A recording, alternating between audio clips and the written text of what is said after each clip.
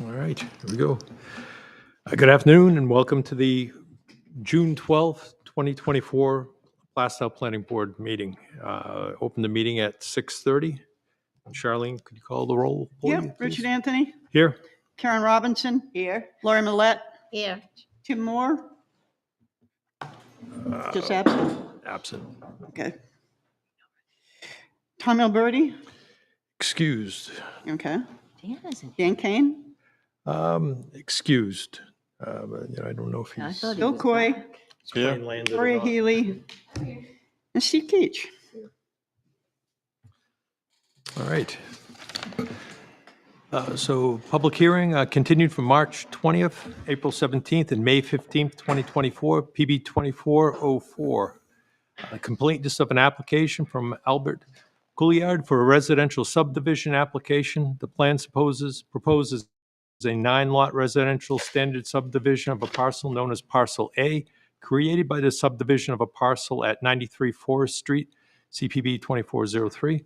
The application proposes 9 separate residential lots, each supported by its own on-site well, septic, and with frontage on a new 1,792-foot roadway that will access from Newton Road, Route 108. The plan also proposes drainage and related infrastructure. The property of owner of record is the Haverhill Golf and Country Club. If the application is found complete, the planning board may immediately conduct public hearing. All right. Mr. Couillard.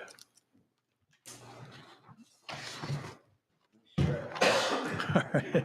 Oh, yeah, yes. Exquisite taste. I got this in Michelle's. What? Michelle's. I got this for Otherwise my known as birthday or Marshall's. something like that. Yep, right.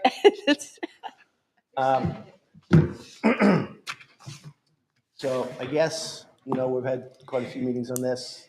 Al, will you please use the mic? Sorry. Hello. I don't think that one works. no. Be that one. Introduce yourself. Hi, I'm Al Couillard for the record. I guess we've had quite a few meetings on this already. It seems like that, let me say that, first of all, Phil Christensen, the design engineer, he gave something up, a vacation at the last meeting and rescheduled it for this week because the meeting was scheduled for next week, and then there was a June 13th. So we pushed this one up, so he's away. That's why he's not here this evening. He's not going to be able to make it. If anything, I think Steve can probably handle stuff. They are on the same page.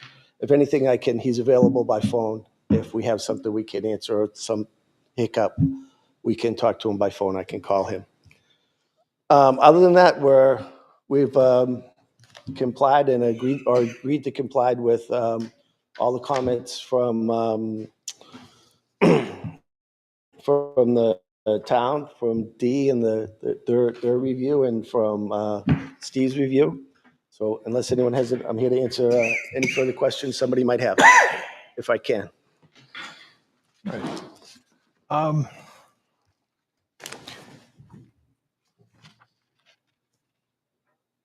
I guess maybe we could review the what was Danny up. Garlington supposed to be here?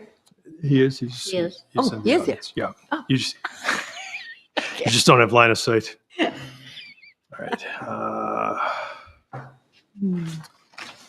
I just want to see what's the best way to proceed if we want to just sort of review or have reviewed the most current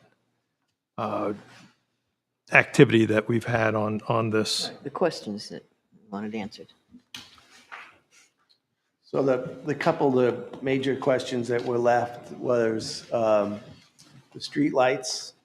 We've applied for a waiver, and the police have agreed that one at the beginning, one at the middle, and one at the end is sufficient. Okay. The other waiver is the driveway width, the roadway width, which is recommended by the highway superintendent. Okay. So we've applied for that waiver. And the other issue maybe is the cup. As you mentioned, we have a letter from local conservation, and we have our wetland specialist here to answer any other further questions we have. But we're hoping to approve the cup this evening and then the project this evening. Okay. Mr. Keach, is there anything that, I just had a question on Staff soils. report. I mean, the item before us right now, Mr. Chairman, if I'm not mistaken, is the CUP. okay, Okay, that was the first item of the two that are on the agenda. This is the first time that you've seen the CUP application. The reason for the conditional use permit is that, looking at the drawings, in the vicinity of the cul-de-sac, the end of the proposed street, there is thank you. There is a drainage way, I'm hesitant to call it a stream, finger of wetland, next sheet. Actually, if we Right there, could keep right there. scrolling down, Bruce, okay, to the roadway plan, grading plan. there is, Yeah, that's not a bad spot. that's a good place. Yeah. There's a band of wetland just beyond where the cul-de-sac is situated.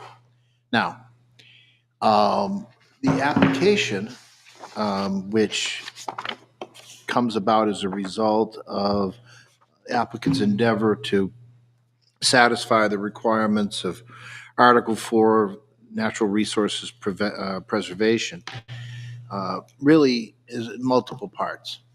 Off the end of that cul-de-sac, there will be a private driveway constructed that will impact wetland proper to get to the dry side of the land. Also, as you see on the graphics on the drawing, there are the various buffer areas that flank the edges of wetland. And so the CUP covers activities both in wetland proper, which is, I think, what, 894 square feet, if I'm not mistaken? 944. Yeah. Impact. On that, something on that neighborhood, as well as impacts to the adjacent buffer. There are no other wetlands or wetland buffer impacts contemplated under the application. So staff on page 3 of the report has cited in the italics text an excerpt of the zoning ordinance itself. And where this takes us to the conditional use permit requirement is at parenthetical 1, about dead center mid-page, that says, site development, conditional use permits shall only be considered for the following uses. 1, site development such as, but not limited to, construction of roads and other access ways, parking areas, utility structures, drainage systems, water impoundment, or other improvements. And this is what, because of the desire of this applicant to construct both a little piece of the cul-de-sac, the bulb, and driveway access to the lot, the large lot beyond the cul-de-sac, it necessitates the conditional use permit. The requirements for the conditional use permit are given in subparagraph B below. And there's a series of them, I believe 5. And these are what, actually 7, these are what we've looked at. The first is very simple. That the proposed use is permitted in the underlying zoning district. Residentially zoned property, what is proposed as a residential neighborhood. So obviously we can check that box very quickly. 2 is that no alternative design does not impact a wetland or a wetland buffer, or has less detrimental impact to the wetland or wetland buffer is feasible. And it says no alternative design was provided. And that's partially true as of the date of receipt of the application. But if you take a look at the plans that first walked in this building, before the CUP application was submitted, that cul-de-sac was actually situated approximately 30 or 40 feet further to, I guess it's the west. North arrow is straight up on the drawings. I'm not sure which direction it points. That is west. Yeah. So when I saw that, Dee and I talked about it, and I think she reached out to either Phil or Al, and I basically told her, because of parenthetical 2, I'm not going to be able to recommend approval of the CUP unless they pull that cul-de-sac back and reduce the area of impact. And I think that's what may have precipitated that. I think it's logical, but rather odd appearing lot line geometry. The 2 points of tangency of the cul-de-sac were originally at or about the points where the 90-degree or near 90-degree angles are now. So basically that cul-de-sac was somewhere around 50% or more of its diameter further to the west. Right? And the cul-de-sac itself impacted the wetland proper, not a simple driveway. Right? So I think by virtue of the fact that they have made a significant adjustment in the design that, number one, limits impacts to the wetland proper to nothing more than a driveway. And the impact of the actual road construction is now limited to the buffer, not the wetland. I believe that, it's my opinion, that parenthetical 2 has been satisfied, albeit in a slightly reverse order, right? That if you recall, this application, when it first arrived in this building, did not have a CUP application attached to it. And this was one of our remarks, my remark, staff's remark. They cured that since the last meeting. They've submitted the CUP application. And that's why it's before you for not only consideration tonight, but also acceptance. Right. So continuing, we have the other requirements. Certified wetland scientist has provided an impact evaluation that includes the functions, values of the wetlands, and assessment of potential impacts and so forth. There was a narrative submitted with the application prepared by Mr. Gilday that he can speak to probably better than I can. 4, that the design, construction, and maintenance of the proposed use will, to the extent feasible, minimize detrimental impacts to the wetlands and wetland buffer. And again, that, I think that is synonymous with the discussion I provided relative to parenthetical 2.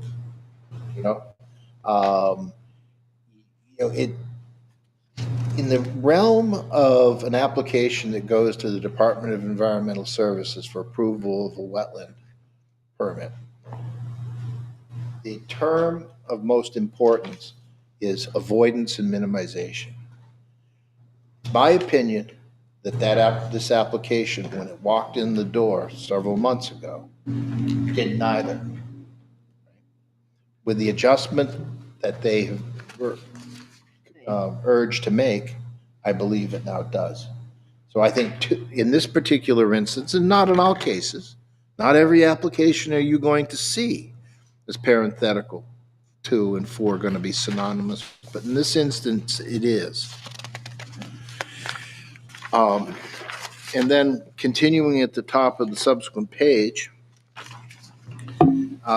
that the proposed use will not create a hazard to individual or public health, safety, welfare due to loss of wetland, contamination of groundwater, or other reasons. Obviously, part of the development process here is the development of a stormwater management plan that satisfies our local stormwater management ordinance, but ultimately will require a DES alteration of terrain permit. That is the functions and values associated with the wetland. There'll be a wetland permit required from the state agency for that driveway construction as well. So is it just this question?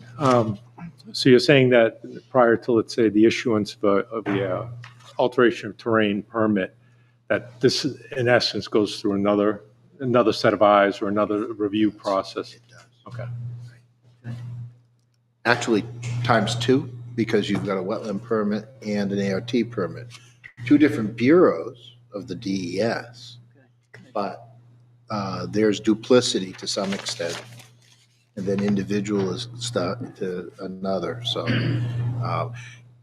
for my part, looking at this, if you recall, it was just a little over a year ago, the town adopted its stormwater management ordinance. It's a pretty comprehensive ordinance.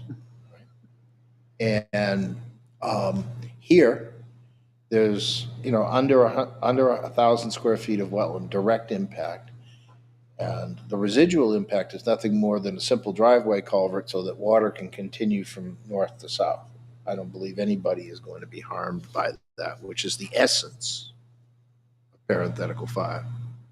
So basically, when we did the site walk, at the end of the cul-de-sac, you had what amounted to, we'll call a stream or flowing water and such, right? Intermittent stream. Okay, intermittent stream. This is what's being accommodated? Yes. Very much so. From what I think Phil, the engineer, has placed there is two twin 2-by-4 foot box culverts. Okay, so think of the rectangle 2 feet by 4 feet, two of them next to each other, more than accommodate for the volume of, or the acreage that's above here in the watershed. And it's certainly significant that the Fish and Game would like that. They like something that's not less than 2 feet. And there's a height there that the Blandings turtle can get its shell underneath and cross under. Now, we're not going to have any Cape Cod berms or granite curbing on this driveway, but the alternative is that if they're going right down the stream bed, they're going to be able to walk right through these twin culverts. It's I can't say overkill because I haven't done Like it. driving through the car wash Yeah.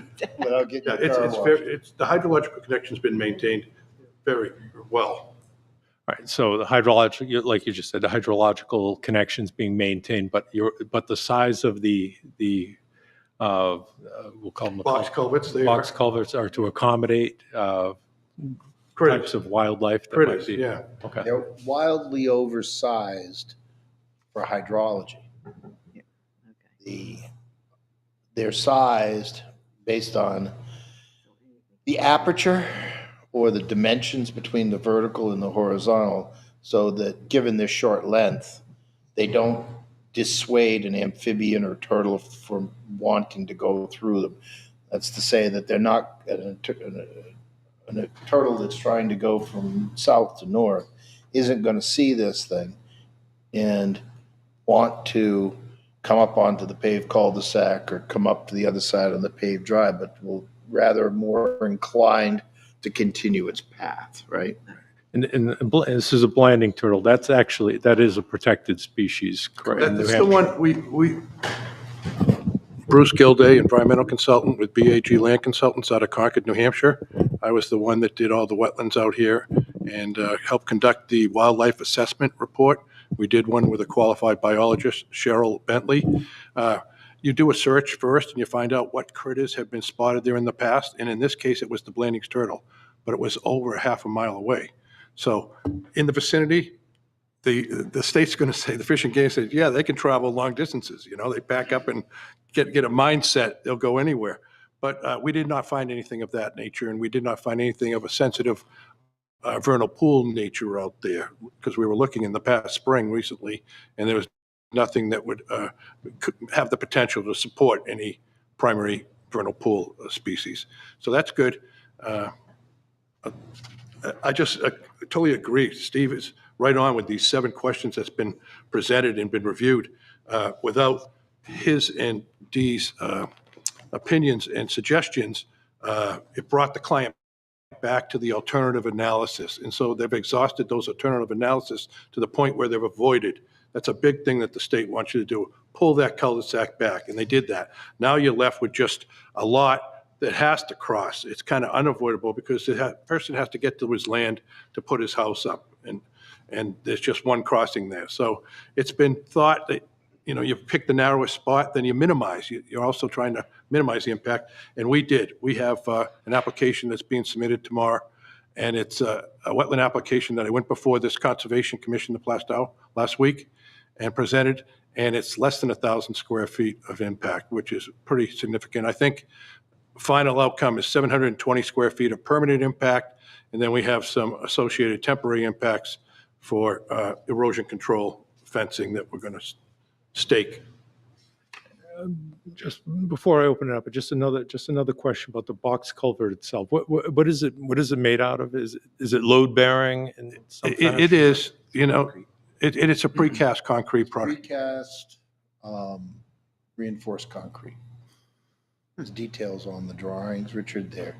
It's rectangular in the way that it's placed is so that there is stream bed consistency. A replication is its full vertical height isn't open. There'll be a foot or so of it will be submerged below grade, and the material that was excavated, that is the natural surface in the channel, will be placed back. So the critter going through, theoretically, I don't know if I believe all this, to be honest with you, but this is what the experts say. Will be unaffected. They don't know what's going on, but they see the light at the end of the tunnel, and They it's tell us to do it, and they don't give us the permit unless they do that. it's so. 22 feet. So is it something that needs to be maintained? I mean, let's say, just maybe, let's It say a can couple be. years out, It can be. does it get clogged or something? It can. It depends on the hydraulics of the stream. I serve as town engineer working with DPWs in over a dozen towns, and there's ones that do, because you've got enough stream flow, they'll carry brush through. There's Right. beaver activity. Think Upper Maple Avenue in Atkinson, where you go swamp on both sides of the road. Down the bottom of the gully, that's one, right? But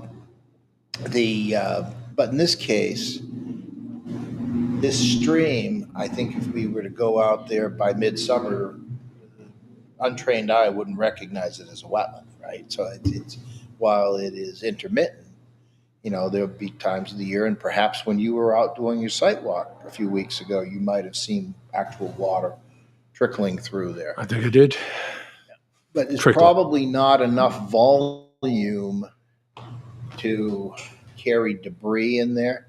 Again, this is not our problem. This is the homeowner's problem, because the culvert is going to be on a lot, right? Okay.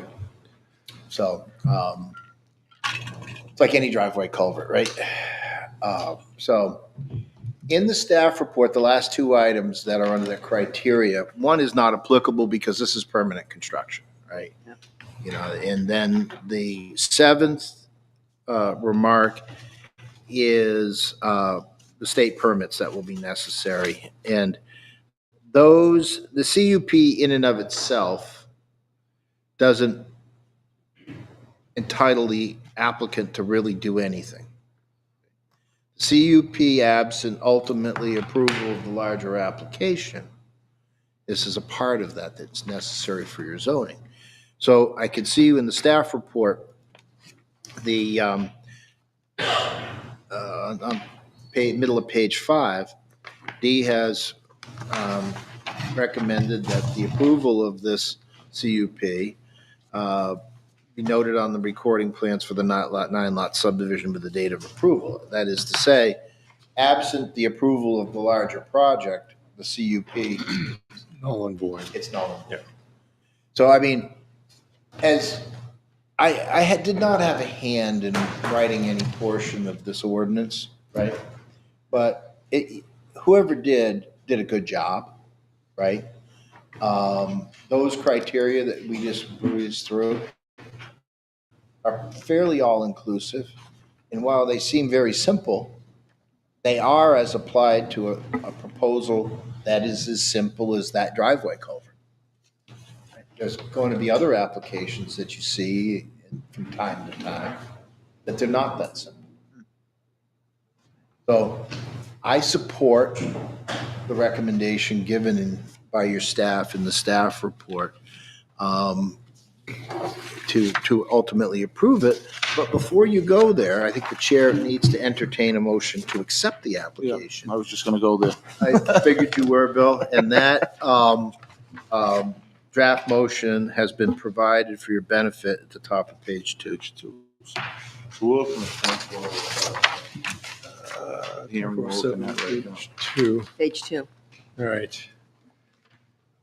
All right, so, And then you can ask the court. I move to Then open accept. it up.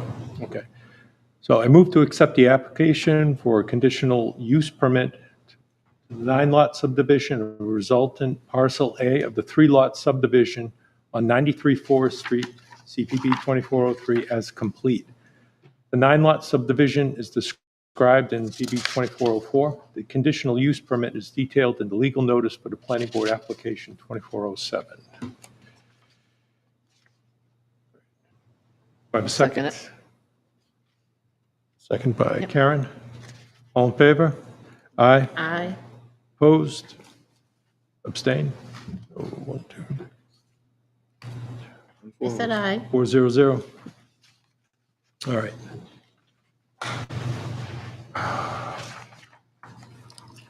So then now we can discuss See it. if there's any questions, yeah. Are there any questions as it relates to the conditional use permit that we just opened for public hearing? The audience? You want to just come up to the microphone, state your name, your address, and speak clearly into the mic so it can pick you up. Aaron Tilton, One Country Club Lane. As far as a conditional use permit, no, I don't have a question on. But as far as the development plan, I do have a question regarding the new proposed drainage easements. Is that's time Yeah, now, we or haven't is got to that that. for later? I think that's going to be for later. We're doing right now the conditional use permit. Okay. Once if we close it out and vote on it, then we'll move on to the other portion of the public hearing. Anyone else? All right. All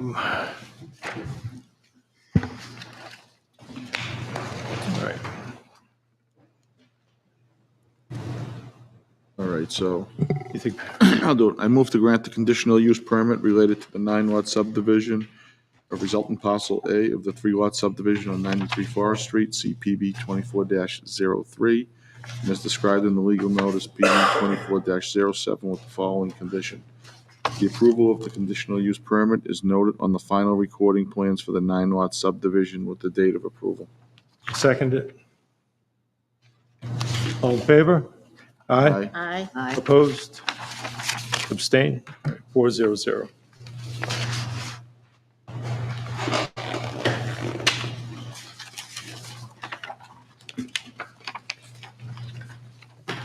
What page? We have to close that portion of it. They didn't close it. Close one for, Then we have to reopen, right? All right. I'm going to close the public hearing for PB 2407 at 6:57. And I guess for purpose of reiterating, we're going to open the public hearing for PB 2404 that was continued from April 17th and May 15th. All right. Kind of went out of order a little bit. So.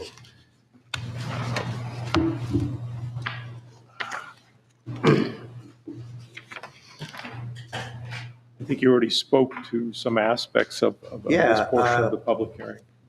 So as Steve said, that his final comments, his last report on June 7th. We've, instead of changing the plan for tonight, because this is a short meeting from the last meeting, we said, yeah, we're agree with everything in his report. And upon conditional approval tonight, if so granted, then we would incorporate all his recommendations into the final plan. All right, and that's consistent with what staff wrote here.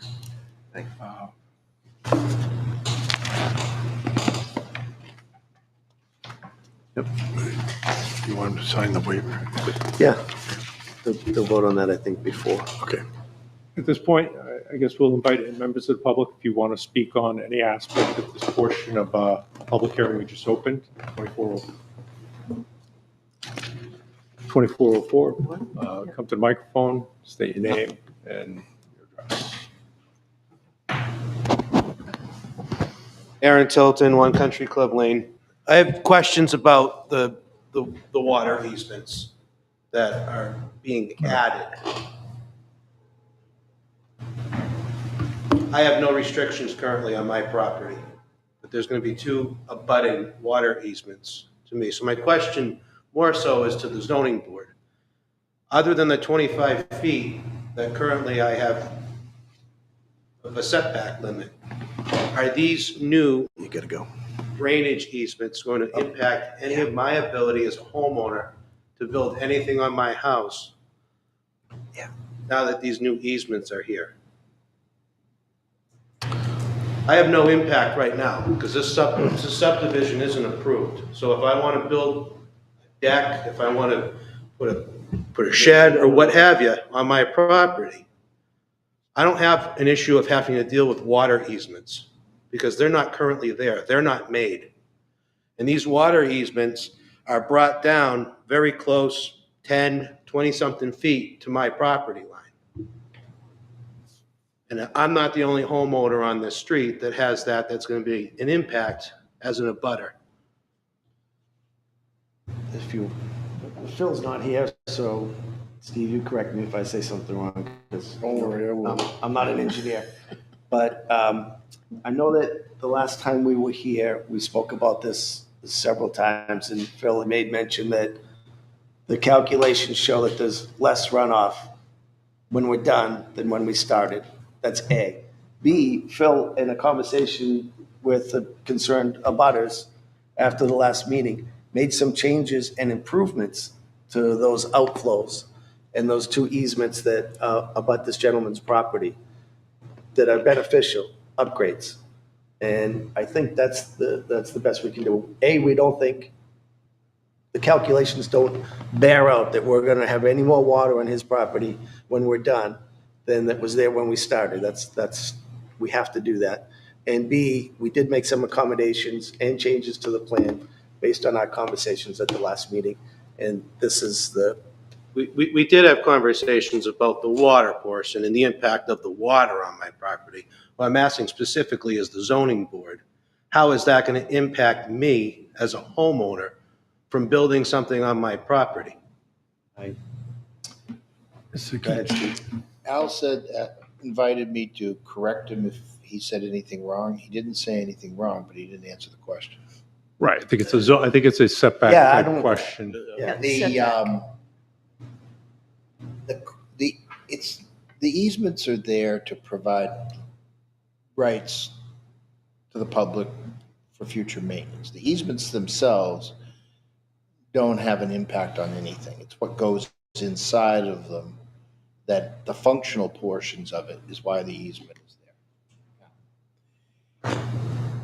You just looked at an application for a conditional use permit. You understand that we have setbacks from wetlands, and buffers from wetlands, right? And if those were to creep over a property line, a property line between 2 parcels doesn't intercept those lines. The fact that you've got a wetland or a buffer that straddles a property, it's as valid on one side of the line as it is on the side of the line where the wetland actually is, which makes the gentleman's question completely relevant. Right? However, in the current instance, there are a series of 3 stormwater improvements that will be built on the south side of the property. And they're in the area of where the first 3 lots on Gentleman Street are. The smaller one over near Newton Road, yeah.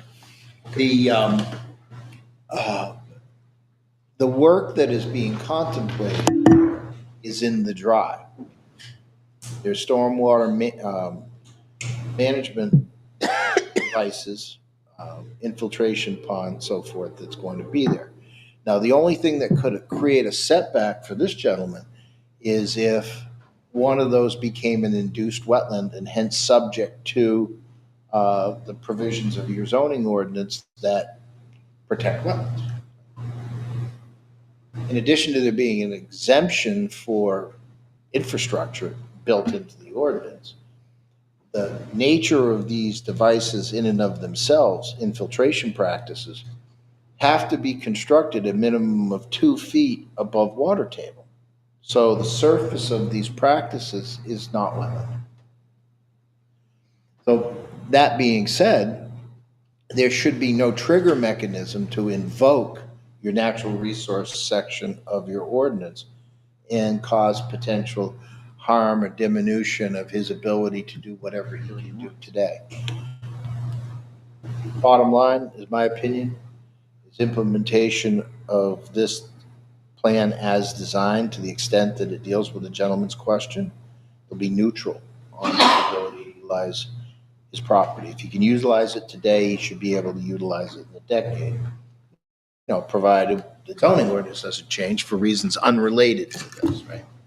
10 years ago, we wouldn't even heard the question because you didn't have that part of your zoning ordinance, right? But it was a good question. So is there a setback limit from these No. proposed? No, because there's nothing at the dumb end of the tape, right? You have a setback or a buffer of something, the zero end of the tape has to be on an object, right? I don't know if I've ever quite called that the dumb end of the tape before. I kind of like that. But So as far as I'm concerned, I'm not going to have any issue with, if I wanted to put up a fence prior to this, as long as I follow the current setback, I'm not going to have any issue. They're not going to say, oh no, there's an easement there. It can't be a people can closed fence. say It's got to be an anything, open anytime fence. about anything, but you have nothing real to fear. Okay. All right, thank you. Thank you. Anyone else?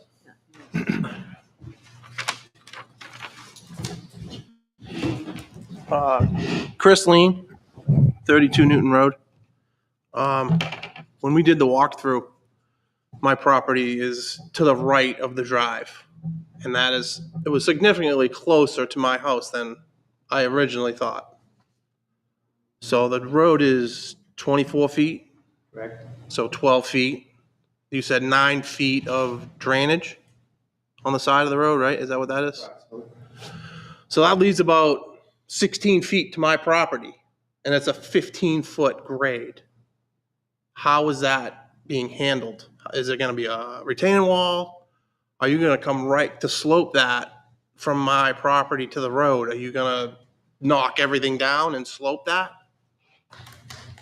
Basically, I think, yeah, there's no retaining walls proposed on the plan.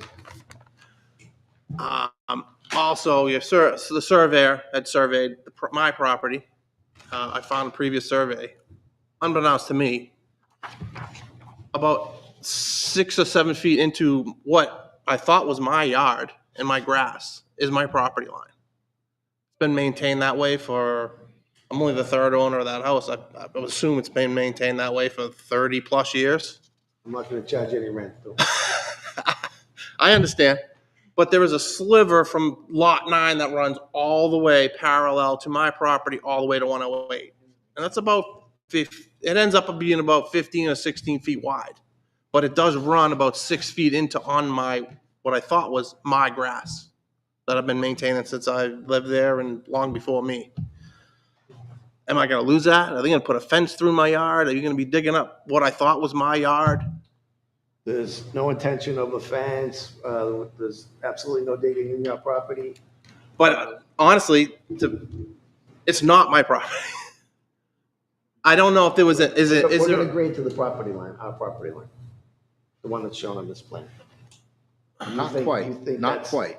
Pretty close. I don't know what is a off, like, do you have to be so many feet from my property line before you can dig? Like, I don't know what the setbacks are. I know you're over here and I'm over here, but I think picture's worth 1,000 words. Is it right here? Yes. It's that strip right there. So Bruce, yes, See can you this? point right in that area so I can explain to the board at the. Right, so we're talking about this area right here. Okay, so where that green laser was going, here's the road. Yeah. And here's your parcel down. My property's right. Exactly. Right there. Exactly. So it's the scale of 1 inch equals 50. The width of this right of way is 50 feet. Yep. So proportionally, it's probably 35 to 40 from the edge of the right of way. To my house. No, to your lot line. It's not. Well, I'm telling you what. The survey has the banner in my Okay. yard, and I measured it with the tape What measure I'm and staked trying it to, out. what Okay. I'm trying to do is explain to you what the drawing shows. Okay. And it's approximately 35 to 40 feet to the actual sideline, off the edge of the future right of way. So if you went out to measure this today, there's nothing to put the dumb end of the tape on. Well, I measured from one of the orange stakes. I'm assuming those are pretty close. Maybe, maybe not. Those could be traverse points. I don't know what those ones are. Okay. Well, when we did the walkthrough, he said this is Center Road. That's what we followed all the way in. So what I'm trying to explain here is what the plan contemplates. Mhm. So here's the roadway construction within the 50-foot right-of-way. What Phil Christensen has designed is an embankment. It's a 3-to-1 embankment that goes from the elevation of this road upward to where it catches grade by your property. Again, 50 scale drawing, it looks like the closest it gets is approximately 10 feet to where the land surveyor suggests the parcel boundary is. So, what, It's hard, looking at that and then looking at it from when I honestly, I walked it with a tape measure and put threaded rods in, and I'm like, God, this is going to be. And then discovering that the grass that I've been mowing for 10 years plus whoever isn't actually mine. My wife is like, we need to sell the house right now. I'm not trying to gain anything. Yeah. I don't want to. You want to maintain your. I want to maintain what's there. Right, you don't want to lose it. But technically, if you sell lot 9, that's technically their property, and they can. I don't know. I don't know how that works. what I recommend in situations like this. I just want to get ahead of it. I don't want to just not say anything, and then all of a sudden something happens. No, that's a smart way to do it. That's a smart way to do it. That's right. And the reality is, I've been doing this a long time. Well, we know where pins are sometimes. There isn't an orange line or a white line painted on the ground. Prior to construction, because of the sensitivity here, I would like to see you have your land surveyor flag or stake the line for 2 reasons. Number one, everybody knows where the parcel boundary is. But more importantly, Al, so that the contractor knows where it is and doesn't inadvertently encroach on this guy's property, right? Does that make sense? Yeah, it does. Yes, it does. Because again, that line between the two of you It does. That makes sense. was established many, many years, if not decades ago. It hasn't changed, and it isn't subject to change as a result of the proposal before this board tonight. It is what it is. Oh yeah. But let's find out what it is, and let's respect what it is before construction commences. So as your guy does the layout, this is something I'll bring up with Jeff Quirk. I'd like to see that flagged and those flags maintained during construction. That makes sense to you? It absolutely does, but it's just my biggest fear is that they just, and it's not mine. And I honestly I can't stop them from taking that yard away. But I like to see us all work together, right? Listen, I hope my cousin's a contractor. He said most likely, they're going to work with you. They're not going to want to do it, but you can't stop them if they want to do it. Only suggestion. Mr. Gar. Maybe indicate a couple set of offsets on his property based on what the property line is. So if something gets disturbed through construction, they have an offset on his property. Yeah. If that's all right with him, that's gonna be. And unfortunately, that road is going to essentially take any foliage away from me being able to see this road. I have a slider, I have a big deck, and my slider looks right out where that road's going to be. I mean, that's not really going to be pleasant to look at, but. Well, that just gives you a mechanism to control what they put on their property. You'll have a control on your property. I can't control what they put on. I can't make them do anything, honestly. I would love a fence or a shrubbery fence or something to hide it. If I had to guess, and I've been doing this a long time myself, the configuration of that property and the house location and that detention pond, that little strip that goes down to 108, I think is gonna be neglected by whoever lives there. And I don't think they're gonna really, unless you get, somebody who cares about something like that, most people are gonna say, you know. just I edge of the road. completely understand, but there is a chance. Yeah. Right. It's only maybe, it's Lots of after the different- fact, it's maybe 20 feet wide, but that person might, Just. I don't know if that little sliver's added in there just so you can add to the acreage of the I have no idea why that went all the way down, Of course, it helps the configuration. 100%. a lot. but, you know, me personally, I wouldn't care. Right. But I'm not buying it. Whoever buys it ultimately can. Walk over with a case of beer. We're Why don't you buy him that case? You might buy him two, one for him, one for you. only if I'm drinking it with us. I'm just trying to get ahead of it. Right. In a No, perfect I don't world, blame I'd you. not want to lose that. It's been, like I said, I don't the blame people you. that lived there before me were there for I have no 40 issue. years. And I that's have how no it's been. issue with what Steve's recommendation. Put a couple stakes in there to know exactly where it is, and we'll make sure we don't go. What kind of setback from my property line can you actually dig? Well, there are two things here. Got to make Yeah. a line. There are two things here that are going on. Yep. Mr. Keach, you had said that you want to have it staked out so that, Right. during, Obvious. and maintained during construction, so we know what the lines are. But the other idea that was put forward about a setback of some kind, is that, Oh, that was just Offset. a stake. That's an Offset. offset stake. Offset. So that my guys wouldn't inadvertently take out a stake that's on the lot line and then we don't know where it is. The guys aren't out there for a few weeks. Somebody crosses it. We use offsets when we put a foundation in. We do the foundation corners and then we do the offsets. So we can Backup. use them later. It's Okay. backup. Yeah, that's all it is. It's not an offset to the property or anything. All right. It's But it's just backup that he a has stake in the control ground. over that's on his property. Exactly. Like I said, how close to my line can they dig? Up to it. Up to it. Oof. Okay. I mean, that's not planned in. I mean, obviously with the 12 feet, the 9 feet, there's still about, from my measurements, about 15 feet to my grass.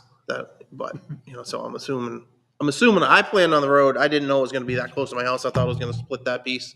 But I think there's an existing well there or something, or some kind of a structure there. There's a cement, something there that I'm assuming that's why you There's a couldn't go down reason the why middle. we're doing what we're doing. It can't be done another way. The one thing that, if you look at that plan in that area, we've got the 50-foot right of way, we've got, hopes to be a 24-foot wide paved road. In it, we've got a little roadside drainage, and then we got embankment that it slopes up at 3-to-1. It's pretty steep. Yeah, 3-to-1 is, you can mow it. It's just typical of same as a leach field. It's our town standard. But we're looking at a plan drawn at 1 inch equals 50 feet. There's a lot happens in that inch. Yeah. Right? When work starts, because of dialogue that's occurred tonight, not only relative to the property line, but because I get it, what he's saying, Yeah. right? I think we all get it. Yep. Right? Jeff Quirk, who works for me, can work with the contractor and possibly the gentleman to massage, we don't know what trees may be there looking at the plan. 1 inch equals 50 feet. We don't know, an inch is equal to the width of this room, looking at it on paper, right? We get out there on the ground, that first, 300 feet, 250 feet of road going in. I believe your house is fairly close, reasonably close to Newton Road, right? It's on Newton Road. I'm on Newton. Yeah. Oh, no, I mean, but your actual dwelling. Yeah. It's Yeah. on the- 75 feet plan. back, something like that. Probably not even that far, but it's pretty close. So you have what you maintain, what you keep is lawn. And that's what's important to you, Yeah. primarily. Even though that's why it just, again, I say in quotes, it's not technically mine, but I'd like to keep maintaining it. But I guess the point I'm trying to make is that there's no such thing as a perfect drawing. And implementation of any drawing to come out with the best possible outcome takes a little bit of massaging. My inspector, who would be on this job, is a Plastow resident. And can work with you. Okay, I mean, I would hope, I don't want to, I would hope so, And he's good at what he does. He really is. I've worked with him for, I mean, and I'm sure, this is what he does, Al does for a living. I'm sure he doesn't want to piss everybody off. I mean, everybody's not super happy about it. I mean, selfishly, I don't want houses in by my house, but he kind of can't stop progress. I mean, he does this for a living. I'm sure he's worked with people before. I'm hoping that it continues, you know what I mean? I try and do what I can. Yeah, I know. I mean, obviously, but, Really? just concerned. Good. All right, so let's stake it and get you and Jeff out there and make somebody happy. Okay, All right? thank you. Thank you. You're welcome. That's good. Scott Hebert, 7 Country Club Lane. Question, I noticed there was somebody from the highway department in here. This was brought up at the last meeting. So who's going to maintain these stormwater outfalls and easements? You got all these stormwater catch basins and stuff. Who's going to clean all the sediment out of them and over the years and maintain these? All right, so I mean, once everything's built, then I would assume that there's some sort of stormwater devices or such. The town would assume ownership of This it? will be a publicly accepted road, Yeah. and the town of Plastow will be responsible. Okay. Dan, you would just want to kind of do generically, kind of explain what it is that Plastow does with respect to these types of structures when, historically, we maintain what we've always take ownership of. And usually maintenance is done if there's an issue. As the years have gone by, we've had more and more of these type of systems that have come into town. So now it's to a point where we need to start thinking about, the cost of maintaining these. So we do have somewhat of a program that we have through our MS4 permitting, where we monitor all our outfalls and we take samples when appropriate. It's all part of our plan that we have through the town and through MS4. So through that process, we're going to start to have to establish some type of a plan to address situations like this and situations like some of the other roads that have recently been accepted. so But just, easements are, in my opinion, the easements are the most important thing because it gives us legal access without situation. You have an easement, we have permission to go in there. If you don't have an easement and there's a problem, we're probably still going to have to go in there, but it might not be an easy process. It might have to be negotiations with 1 or 2 property owners and stuff like that. So Steve and I have had a couple of discussions, or at least one in length, of how we need to move forward with this, but it's not going to be free to the town.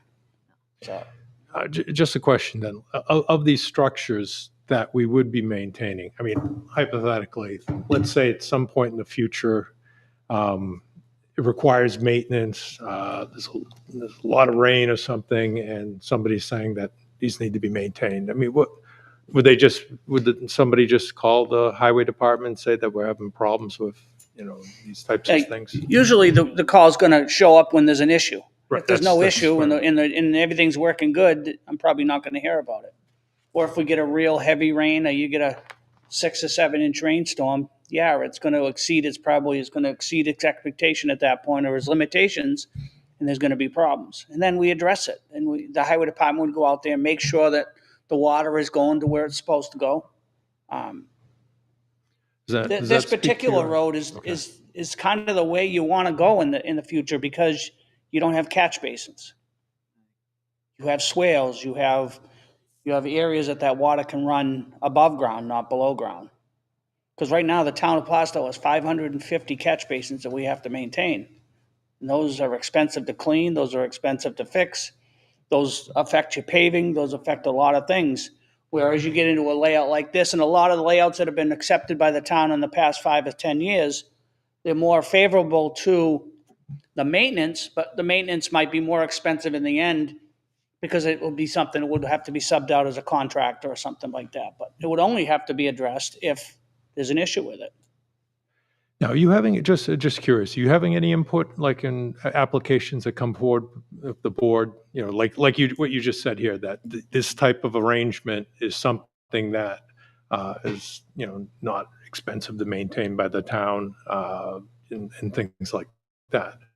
I mean, I have had several conversations with members of, and apparently the conversations that I've had in the last 5, 10, 15 years is all being listened to, because they're coming out with systems like this. They're eliminating your curb, and they're eliminating your 30-foot pavement roads. They're eliminating, you don't need 30 feet of pavement on a 9-lot subdivision.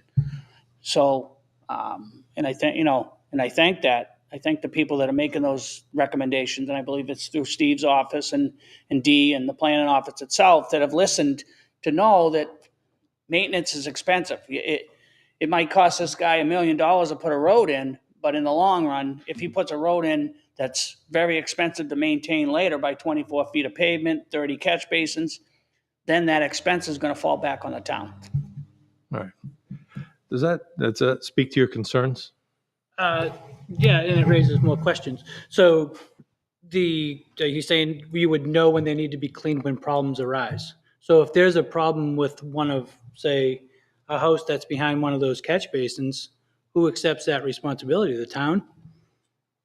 Because is there going to be like a annual inspection on these, or, because stormwater runoff, that it's going to build up over time, right?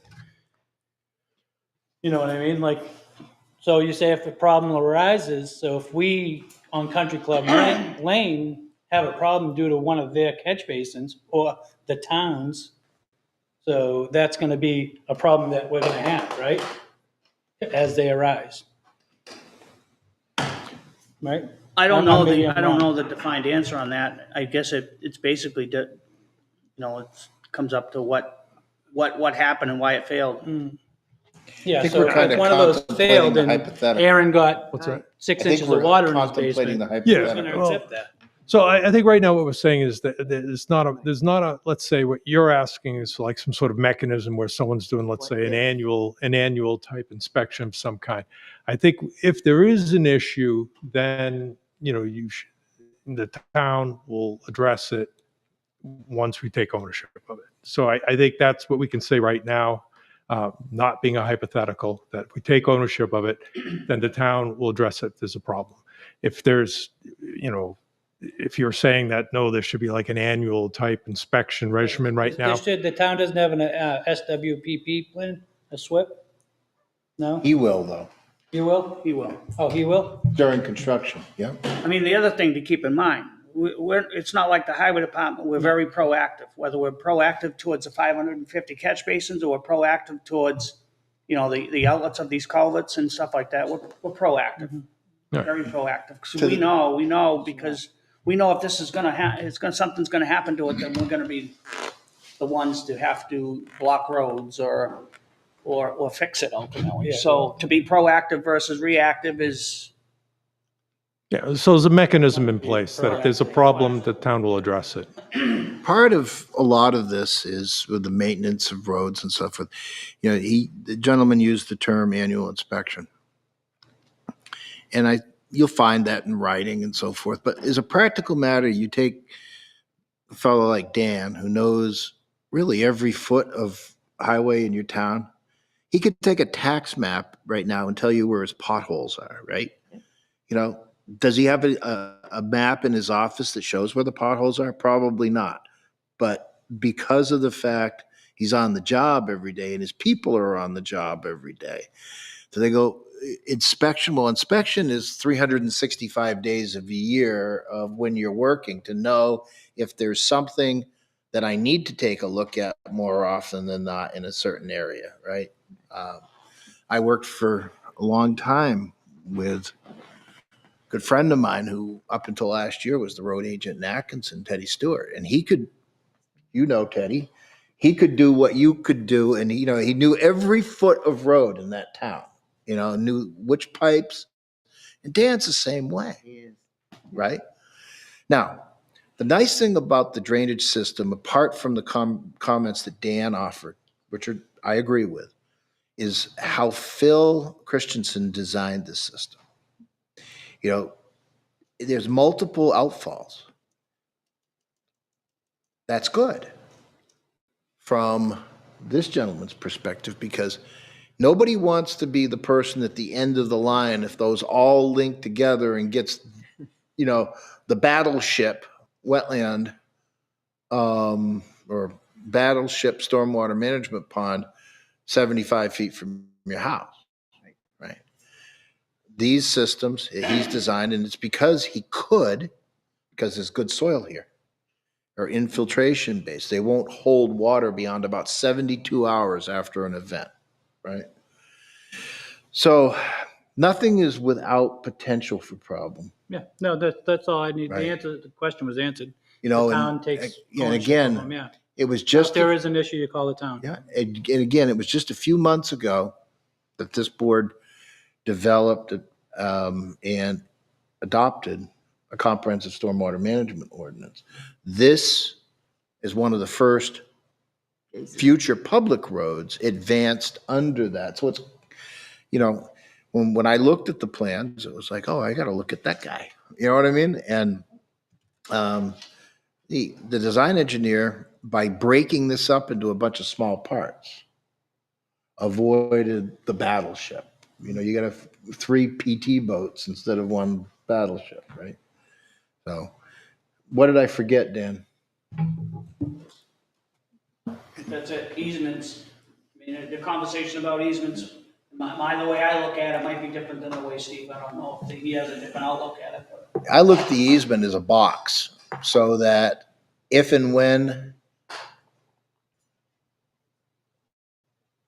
the highway department needs to enter onto a privately owned property to do its job, that the rights pre-exist before the conveyance of the lot.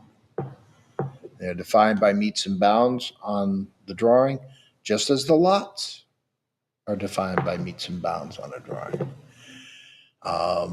You know, the days of where we would have the pipe end at the right of way and run onto the ground and ended with MS4, right? So, not much we can do about that, but, you know, we can make certain that every plan that comes before this board for approval is as good as it can be. Right? Excellent, thank you. Anyone else? Questions, comments? All right. Any questions from the board? No, I think they were answered very well. Just as long as they have all their questions answered, that's the main thing. Yes, your butters need to know. All right. All right, with that said.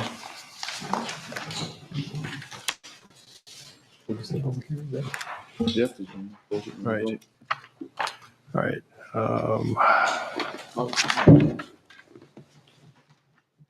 So it's 7:33. I'm going to close the public hearing for PB 2403 and 2404. All right.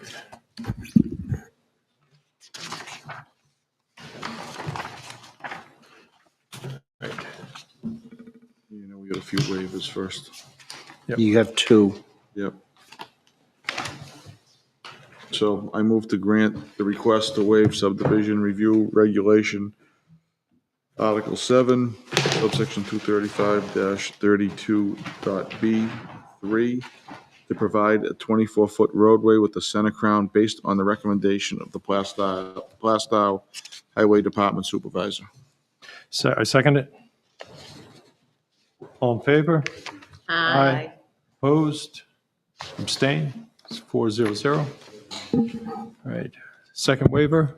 Yep. I move to grant the request to waive subdivision review regulation, Article 7, subsection 235-32.K1, and allow the placement of 3 streetlights, one at the intersection of the new right-of-way and Newton Road, one at the end of the cul-de-sac, and one at the midway point of the new right-of-way, as recommended by the police chief.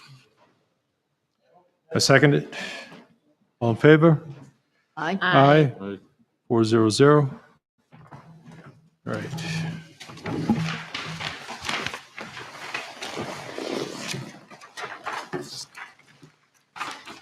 All right, this is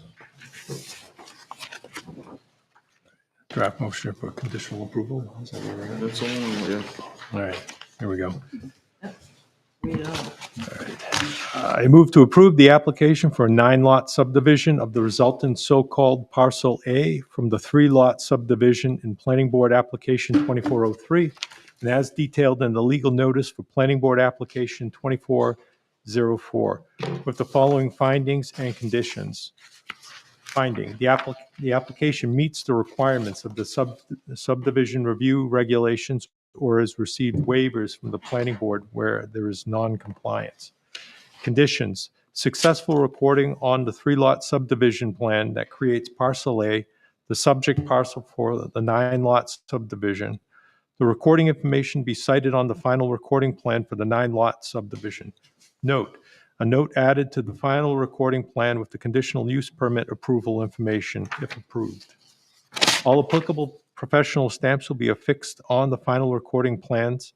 All state permits shall be received and noted on the recording sheets by approval number and date of approval. All planning board waivers shall be noted on the recording plan and cited by regulation and date granted. Receipt of E-9-1-1 street addressing plan sheet. Said full-size plan shall depict the entire length of the public right-of-way known as Luke's Way with the markings every 50 feet and the location of all driveways shown on the plan.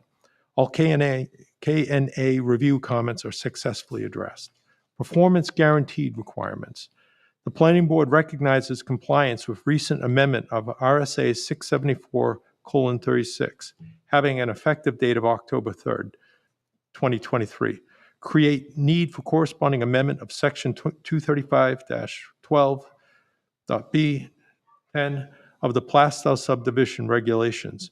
Whereas the short interval of time between statutory amendment and effective date was insufficient to permit timely amendment of the subdivision regulations, for the purposes of this application, compliance of RSA 674:36 will be achieved via approval condition. Specifically, A, the planning board shall permit road and utility construction to commence absent a bond. However, a bond in a sum of sufficient to guarantee the completion of any remaining infrastructure, road and utility improvements must be in place prior to either individual sales/conveyance of or the issuance of building permits for construction of structures or dwellings on any parcel created by this application, and B, for the purposes of administering this application, any provision of subdivision regulations determined to be in conflict with the amended text of RSA 674:36, Roman numeral 3, 4, or 5, may be modified to the extent necessary to achieve statutory compliance. Right. All recording materials are recorded by the planning board department within 90 days of the date of approval, or a request is received in time to renotice and reopen the public hearing prior to the expiration of 90 days to extend this deadline. Should we add a note about the property line? We're going Right. to take it off? Yes, I think you should. Yes. Yep. Should be on As well, you know, I Let me give you some language for that, Bill. to make sure that gets done.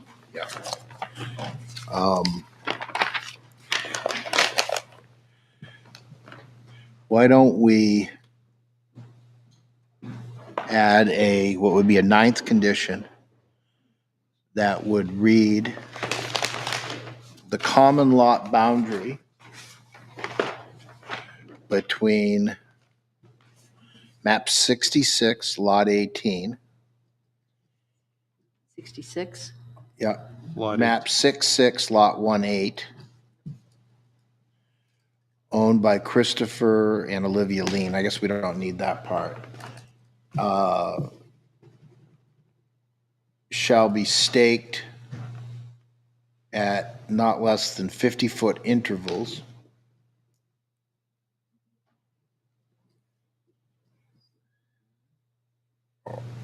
prior to the commencement of construction. I think it would say the common line because obviously it's the only one we care about, right? Common boundary or common boundary. So 9th, Commencement of construction. So that would be a subsequent condition of approval. And that's something I made note, and I actually gave the gentleman, Jeff Quirk's, contact information. I will have Jeff make certain has occurred at or prior to the pre-construction meeting. I think I told Christopher, when you start seeing mobilization, to let us know, because he'll probably know before we will. Right, so for purposes of reading this condition in, so lot boundary map 66, lot 18 shall be staked not less than 50-foot intervals prior to the commencement of construction. Correct. All right. Or staked and offset, incorporating Dan's suggestion. All right. Staked and offset, staked and offset. So lot boundary map 66, lot 18 shall be staked and offset not less than 50 feet intervals prior to the commencement of construction. Sufficient? Do I have a second? I'll second it. All in favor? Aye. Opposed? Abstained? So 400. All right. I have to read some additional items into the record here.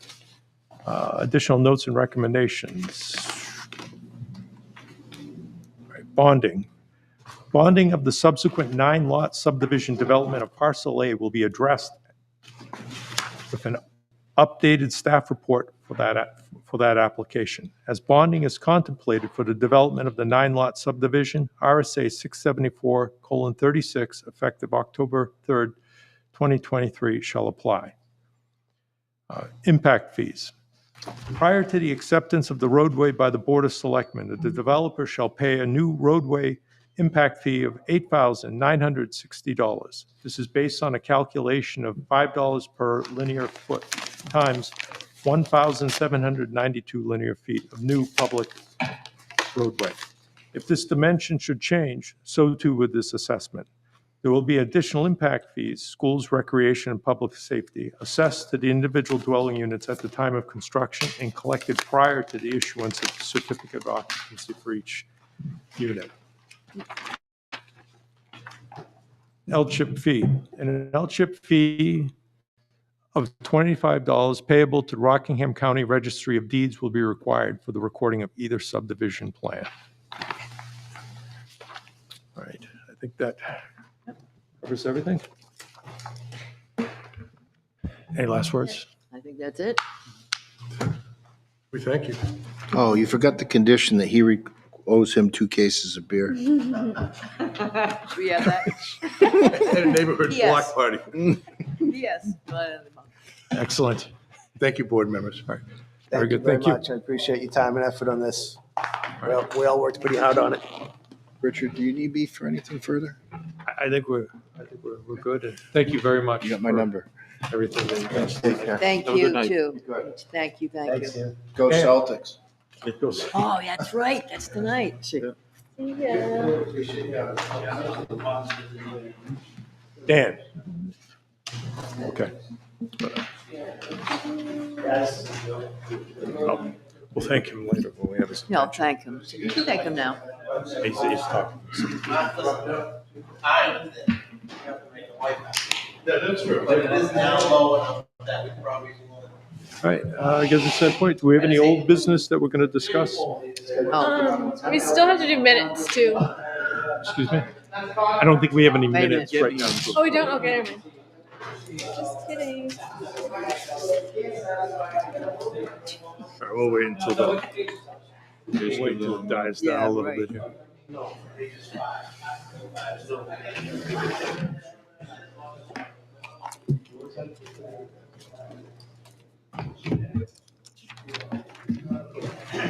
Any old business? Okay.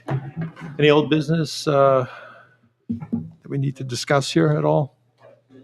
Pressing? Nope. New business? Everyone knows that we won't be meeting on July 3rd. right, okay, right, All right, so we have a little bit of a hiatus. July 3rd. right. Okay. And, There's no meeting next week either.